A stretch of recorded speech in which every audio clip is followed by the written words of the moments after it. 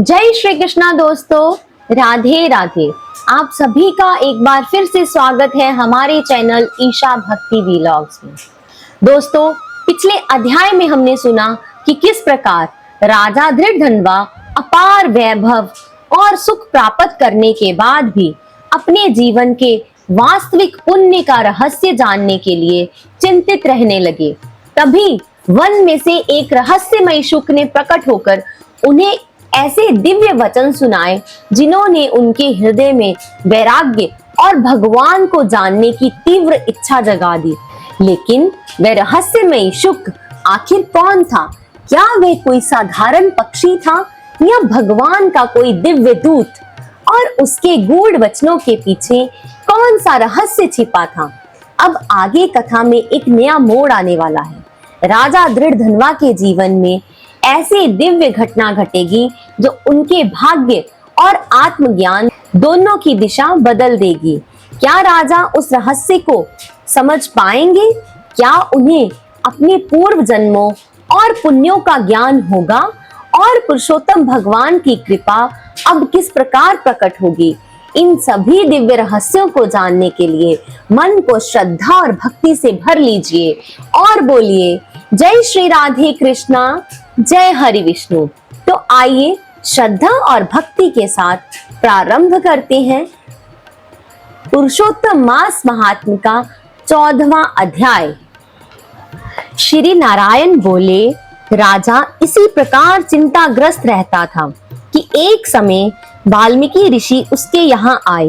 राजा ने जल्दी से उठकर भक्ति सहित उनके चरणों में नमस्कार किया। तब वाल्मीकि ऋषि राजा को शांत देखकर कहने लगे, हे राजन, तेरे मन में जो कुछ भी चिंता हो वे तुम बिना संकोच कहो। क्या बात है? धृढ़धनवा ने कहा, महाराज, आपके चरणों की कृपा से सब सुख है, परंतु हे ब्राह्मण, एक बड़ा भारी संदेह मेरे मन में है।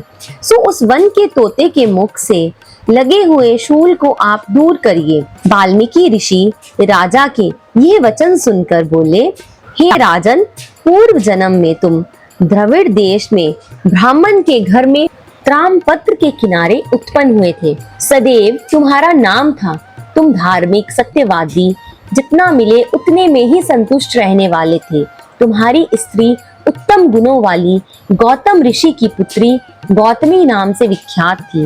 गृहस्थ आश्रम के धर्म में चलने वाले सुदेव को कितना ही काल व्यतीत हो गया, परंतु उनके संतति नहीं हुई।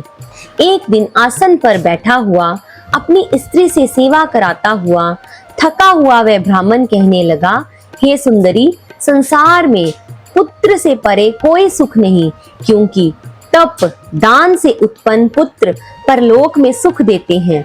शुद्ध वंश में उत्पन्न हुई संतति इस लोक और परलोक में सुख देती है। उस श्रेष्ठ संतति को मैं प्राप्त ना कर सका तो मेरा जीना ही व्यर्थ है। मैंने उसे वेद अध्ययन नहीं कराया, ना उसका विवाह आदि किया, अतः मेरा जन्म व्यर्थ है। इसलिए मेरी मृत्यु शीघ्र ही हो जाए तो अच्छा है। मुझको आयु प्रिय नहीं। इस प्रकार अपने पति के वचनों को सुनकर उस सुंदर स्त्री के मन में अत्यंत दुख हुआ और बोली, हे प्राणेश्वर, ऐसे तुच्छ वाक्य मत कहो। तुम्हारे जैसे वैष्णव शूरवीर कभी निराश नहीं होते। हे विप्र, आप सत्य धर्म में तत्पर रहें। आपने तो स्वर्ग जीता है। पुत्र की इच्छा है तो हरि जगन्नाथ की आराधना करो। वे ब्राह्मण श्रेष्ठ अपनी धर्म पत्नी के ऐसे वचन सुनकर निश्चय के साथ ताम्रपर्णी नदी के किनारे चला गया।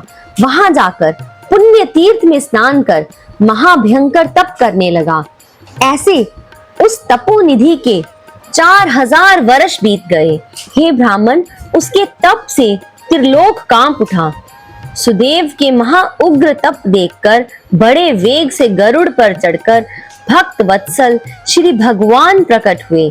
श्री नारायण बोले, हे नारद जी, नवीन मेघ के समान चतुर्भुज जगत के पालन करने में समर्थ उन मुरारी के आनंदित मुख को देखकर बड़े हर्ष के साथ सुदेव ब्राह्मण ने मुकुंद को साष्टांग नमस्कार किया। तो दोस्तों, पुरुषोत्तम मास महात्म्य के इस 14वें अध्याय में आपने देखा कि किस प्रकार राजा दृढ़ धनवा के मन की चिंता को दूर करने के लिए स्वयं महर्षि वाल्मीकि उनके पास आए और उनके पूर्व जन्म का अद्भुत रहस्य प्रकट किया।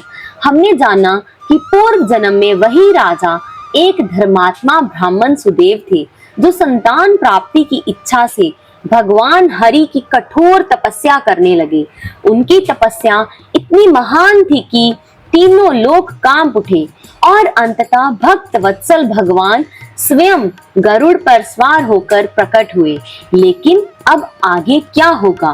भगवान सुदेव ब्राह्मण को कौन सा वरदान देंगे? क्या उनकी मनोकामना पूर्ण होगी? और पुरुषोत्तम भगवान की कृपा किस प्रकार उनके भाग्य को बदल देगी? इन सभी दिव्य रहस्यों को जानने के लिए जुड़े रहिए हमारे साथ पुरुषोत्तम मास महात्म्य के अगले अध्याय में।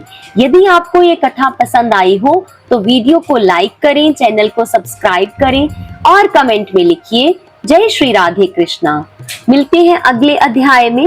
राधे राधे। जय हरि विष्णु।